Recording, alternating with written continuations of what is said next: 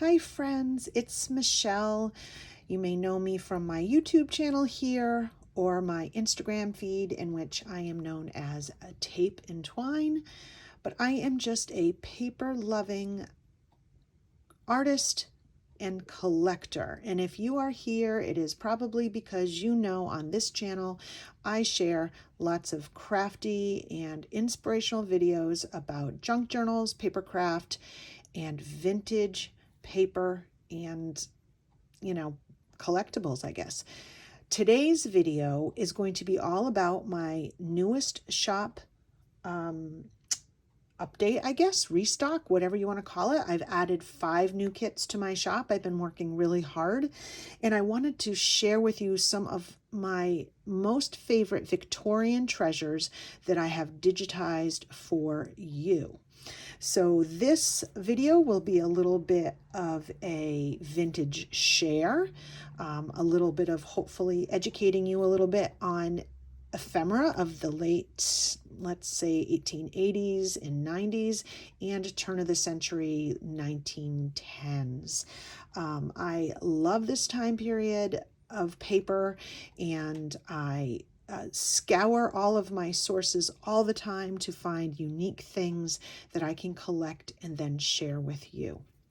So today I have 5 sets of Victorian postcards / scrap that I can't wait to show and talk to you about. So first, what is Victorian scrap? Well, or Victorian trade cards. There's actually 3 terms that we use when we're talking about Victorian scrapbook paper. We are talking about Victorian die cuts, Victorian scrap, and Victorian trade cards. And I will go show you examples of those today, and there will be examples of those in my shop when this video is actually airing. So this is a Victorian scrapbook.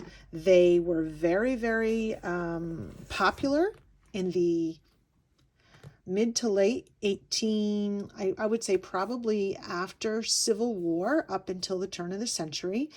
Women and children, but like older children, used to collect these very beautifully done pieces of paper that were called Victorian scrap. Now, Victorian scrap could come in many different ways. It could come as die cuts. Let me see if I have an example of that. This would be a Victorian die cut. It could come as Victorian trade cards, which were usually series of cards that women traded with each other in order to get the whole series. And then they would put them in these scrapbooks. I love to collect all manner of ephemera, especially antique and vintage.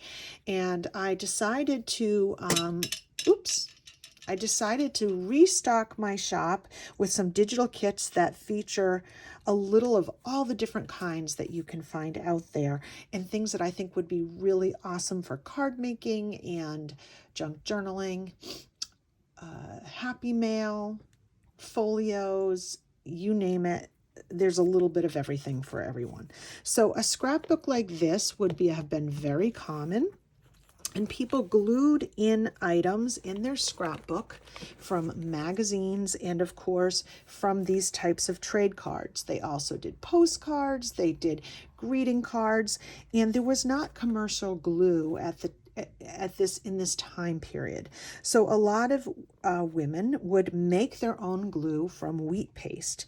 Well, wheat paste is it can be dissolved in water. And a lot of these cards, I wouldn't say the magazine pieces, but a lot of these cards are sturdy enough to soak off. So if you have a lot of scrapbooks, I have several.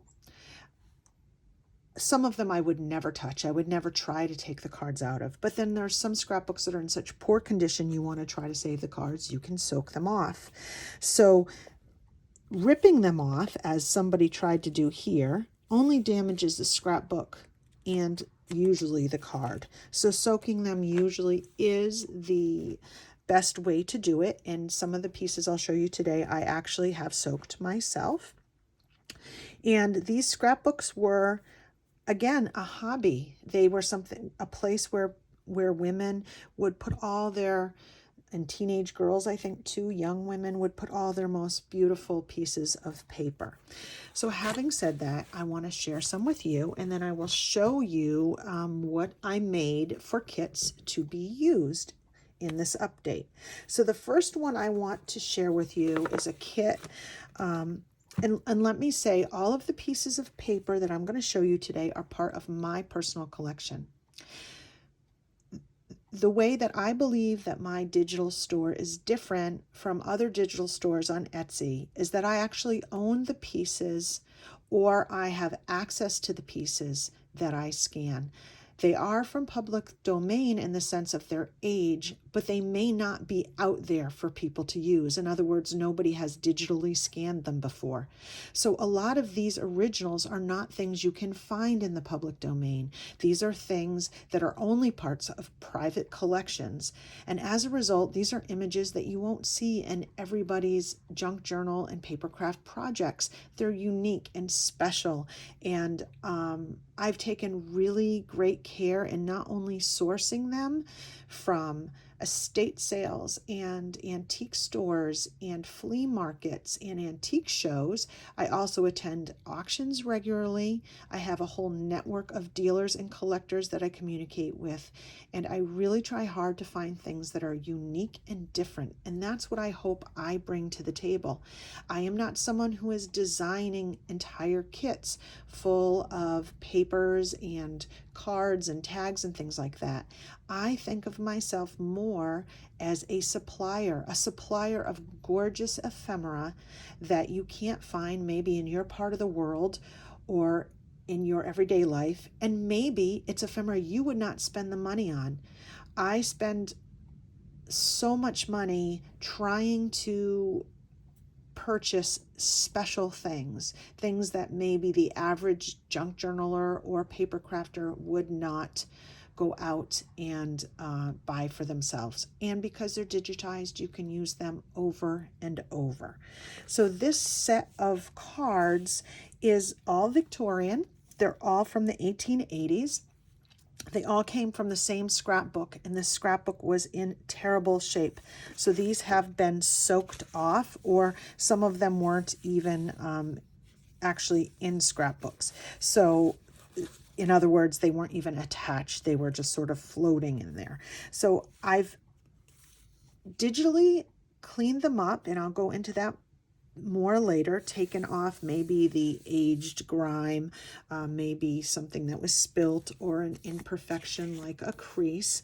But I've tried to maintain the integrity of the age. I don't want them to look like they were printed last week. I want them to show their natural patina. These two I think are just beautiful with the baskets and the hands. They have these two, which are gorgeous series. You can tell they're, obviously the series, they're very similar in color, they're serious in design, but they have differences, a different flower down here, a different bird, and a different collection of flowers. These are really lovely. I have this Calla Lily, which down here you can see the copyright date and 18, maybe if I get close enough, we'll be able to read the date on that. It's definitely 1880s. This lovely one as well. These two are breathtaking, and the way that the light hits the flowers, I just think they are absolutely stunning, and this is my favorite. I love botanicals that have black backgrounds. Now the little right here, this is something called Chromolithography. It was done in the 1800s. Very, very special process that made printing not, it wasn't CMYK as we know it with 4 different colors. It was actually stones that were carved, a water and oil based reaction sat on the top of the stones, and they literally stamped each color layered on top of each other. They are stunning, they are special, and this whole set features chromolithography. I have taken off the setup mark because I feel like somebody who's doing this in a craft may not want that. So let me show you the kind of quality I have from this set that will be in my shop as of today. So this is what I came up with. I have really good color, excellent details on them, and I love the size. I picture this as like a file folder maybe, or the cover of, even the cover of a journal that opens differently. I just absolutely love this. This would make beautiful envelope cover, a file folder cover, a folio cover, a journal cover. Really, really beautiful. Again, the lighting on these cards to me are just gorgeous. I love the size. I love the shape. I've tried to keep the size as close as possible. And then this one I have resized into 2 smaller sizes, and I've taken off like the crop marks there. I just think this is the most stunning image and my absolute favorite. And then I've taken the singular card, put it on there, and then I've taken a few and made them into shapes and smaller sizes. I think that this set is just beautiful. I think they offer a lot of different options for projects, and I hope that you will check them out. So that is the first set. This is called Big Beautiful Blooms, and it is available today. And let's move on to the next kind of Victorian die cuts or paper I have. Okay, the next set I have for you is what would have been considered a die cut. They were this pair of absolutely stunning children. You can see the detail in the cutting. They were made mostly in Germany at that time, definitely the 1880s or earlier, but definitely Victorian. These were not, you can tell these were never actually in a scrapbook because you can see that there's no soaking there. And you can see that I paid $4 each. So I paid $8 for this set right here.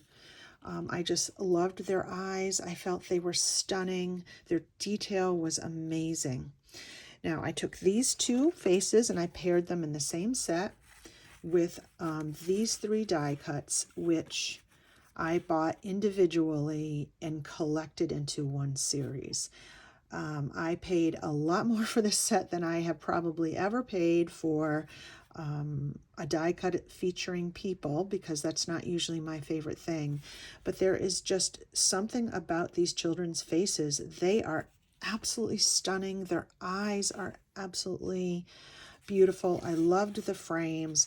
And this is what I mean by the fact that I think a typical junk journal person or papercraft person would not spend the money that I've spent on this set in order to use it in a project.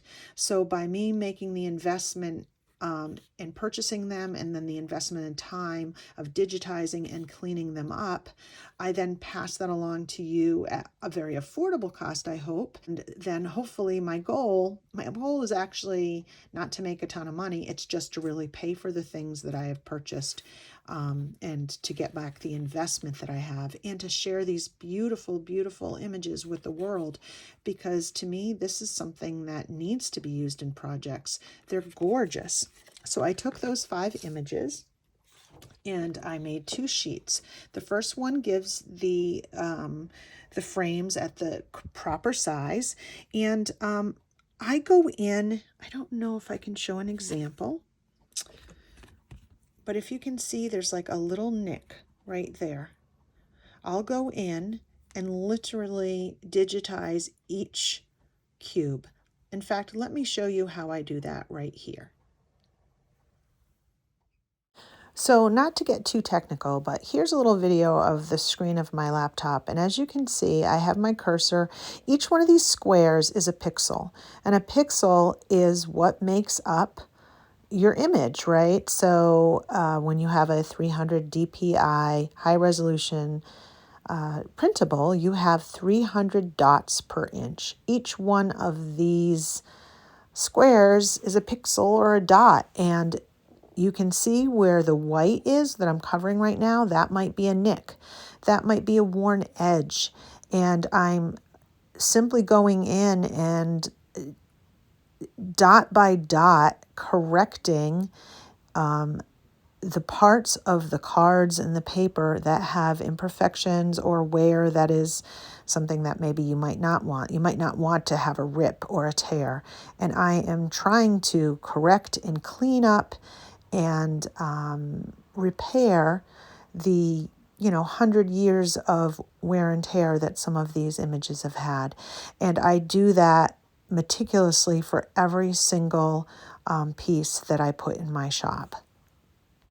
So I combine the investment in the paper with the investment of time, and then I create the kit, and I price it basically based on what I think would be what I would love to be able to pay per price when I was looking wholesale. Like I would love to be able to pay $1 for each one of these, or 50 cents for each one of these if I had found them. Now these cost way more than that, but I figure that is why I try to price my kits in a fair way that I can recoup some of the money I've put in it, but also be a price that a average junk journaler will feel is affordable and fair, but you can use over and over and over.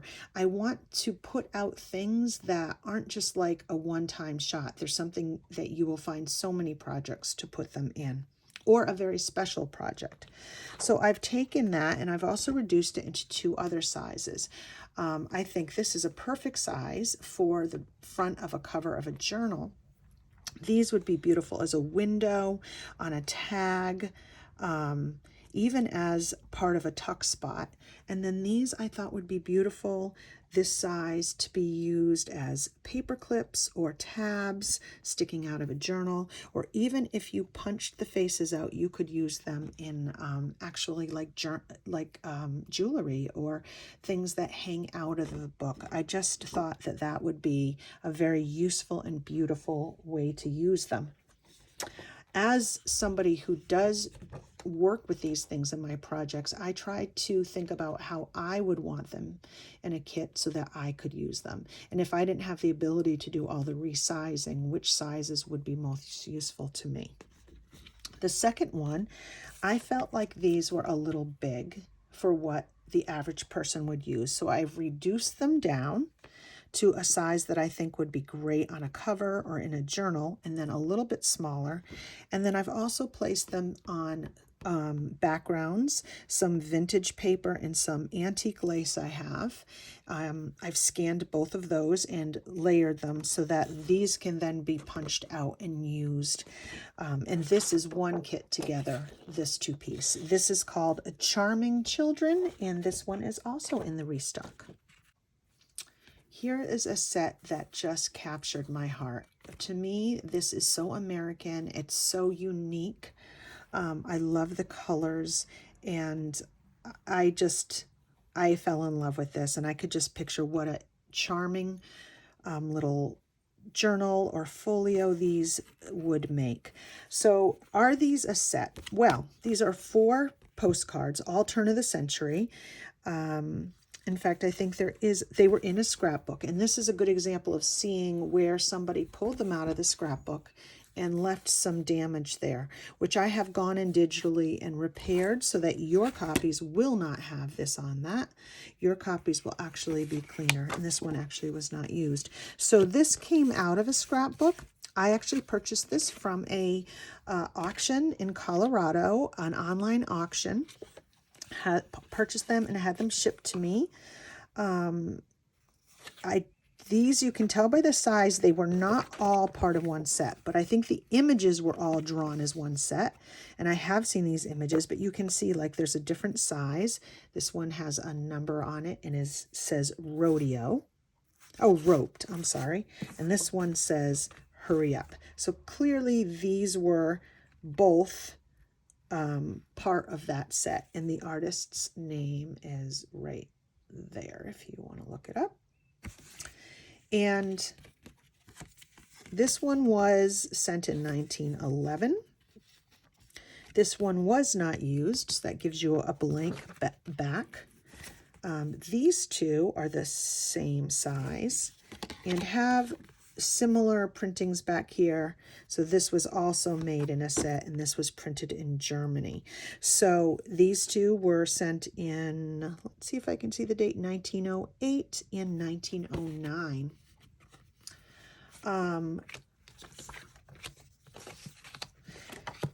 This set of 4 postcards, not only do we have these awesome, colorful, sassy cowgirls, which I just love those images, they also have 4 backgrounds that give you different colors, patinas, stamps, dates, and even one that is blank.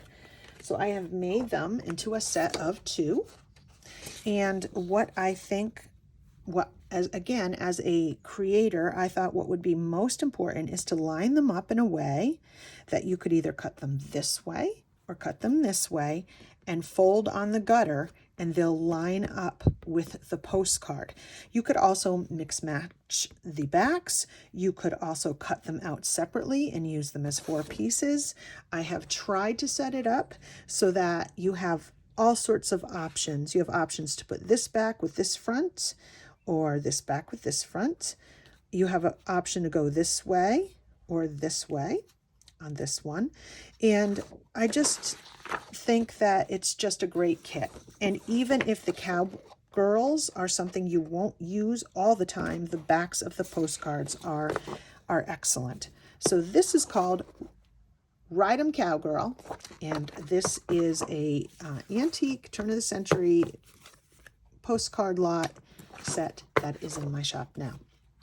Okay, now we're going to go to a completely different type of Victorian paper. So these are called blotters. Blotters were created to sit on your desk, and when you used your dip pen, because that's what they had back then, right? They had inkwells and nib pens. You would blot on the back of the blotter. They are thick. They're a soft kind of paper or cardboard that absorbed the ink, and they were designed truly as ephemera.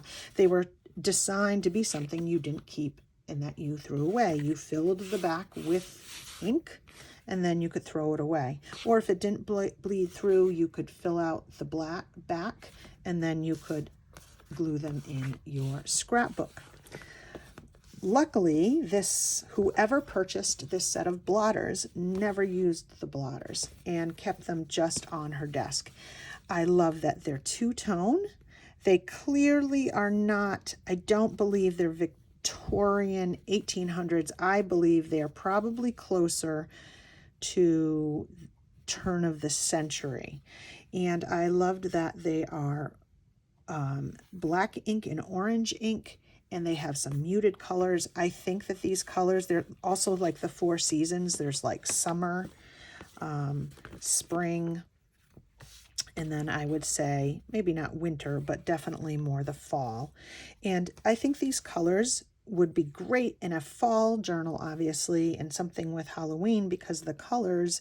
But I also think that pinks also pair well with oranges and really would make, especially when we're doing collages where we're just trying to do like more black and highlighting certain colors, this really, having the orange really makes it pop. So this set right here is done. I have made them the exact size that they are in real life. They would make fabulous journal covers, folio covers, envelopes, you name it. You could reduce, oh, I did reduce them down. I reduced them down into tags. And this set is called Orange is the New Black because, come on, What else would you call it? It is a wonderful set of Victorian blotters or turn of the century blotters. Very unique. I hope you guys really like them the same way I do. And this one's in the shop. Okay, we are getting down to the end. My last kit called Special Delivery. This is an excellent example of a Victorian trade card series. What makes them a series is the fact that they are all the same, but they're different. So they are all the same subject matter and composed the same, but they all have slight differences. So in this adorable set, we have kittens or cats bursting through envelopes. All of them feature cats. All of them feature the same size envelope. All of them feature botanicals. All of them feature a wax seal image that they have burst through, but they are different in color. They are different in cats. And those crazy Victorians, I don't know why, they wanted to also include a fly on 2 of them. So we have the green cat with the 2, I don't know much about cats since I can't have them, but I guess those are tabbies with the green envelope and sort of like grasses. This is a different kind of grass, and we have sort of a blue envelope with a fly that he's reaching or swatting for. Over here, a different kind of grass, and we have a kind of white and gray kitty with just a little face here. And then we have 2 more, and this one's swatting as well. So we have a peach and a pink and a green and a blue. They are all very similar, but yet different. They are a series, and I was able to get these. I believe I bought these on eBay. And this is what I ended up doing. I cleaned them up in the same process that I usually do. And again, because I'm also a junk journaler and a user of these kinds of things, I thought, not everybody might enjoy the fly. So I made 2 sets, one with the fly and one not, and they're both in the same set. Again, wonderful collection of trade cards. And again, they're called trade cards. People think they're called trade cards because a lot of advertising was put on the back of some of these, and they called them trade cards because they were advertising a trade. But they're actually not. That's not why they're called trade cards. They're actually called Victorian trade cards because people used to trade them. So a woman would trade to get the full set. And I'm so happy to be able to share the whole set with you. These would be so great in a Victorian journal or in a cat journal or a pet journal, but because they're letters, they're also so fun on envelopes or to be included with Happy Mail. So that has been the last month. I have been really working hard to scan and clean up these papers, to pick the ones I thought would be very versatile. It's quite a process, but I do it because I love paper, and I love creating with paper, and I love unique things, and I love vintage, and I want to share it with you. So that is my newest collection, 5 new kits that are in my shop. The link for my shop is below. I appreciate you tuning in, and hopefully you enjoyed seeing the original papers and then what I've done with them. I appreciate all your support. I value you. I value paper. And I will see you really soon with a craft video. I have so many ideas for projects with these kits, and I plan to be making some videos using these kits in the future. So that's it. Thanks so much. Thanks for tuning in. Stop by my shop, and I will see you soon. Bye-bye.